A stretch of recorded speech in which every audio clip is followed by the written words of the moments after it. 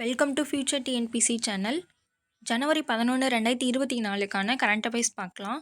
அதுக்கு முன்னாடி website link, YouTube link, Telegram link டிஸ்கிரிப்ஷனில் கொடுத்துருக்கோம், ஃபாலோ பண்ணிக்கோங்க. மாநில செய்திகள். தமிழ்நாடு அட்வொகேட் ஜெனரலாக ஆர் சண்முக சுந்தரம் இதுக்கு முன்னாடி இருந்திருப்பாங்க.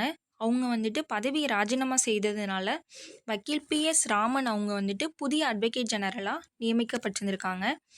நம்ம அரசியலமைப்பில் அட்வொகேட் ஜெனரல் பதவி பற்றி சொல்கிற ஆர்டிக்கல் அப்படின்னு பார்த்தீங்கன்னா விதி 165.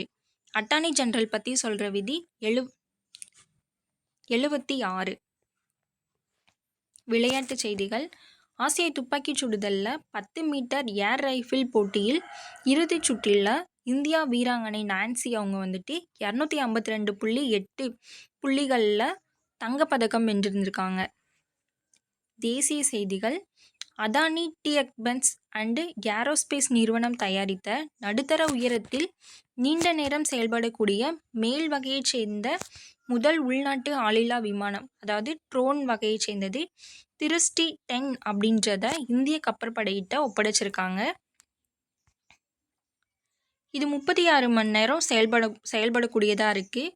இது 450 கிலோ எடையை சுமந்து செல்லக்கூடிய திறனும் இருக்குது. இதுக்கு 450 கிலோ எடையை சுமந்து செல்லக்கூடிய அளவுக்கு திறன் இருக்கிறது தான் இந்த ஆளில்லா விமானம்.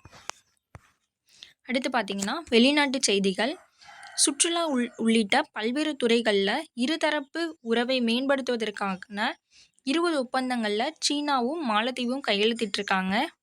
யார் பார்த்திங்கன்னா சீன அதிபர் ஷி ஜின்பிங், மாலத்தீவு அதிபர் முகமது முயிஸ். பூட்டான் பிரதமராக மீண்டும் ஷெரீஃப் டாக்பே வெற்றி பெற்றிருந்திருக்காங்க. Thank you friends.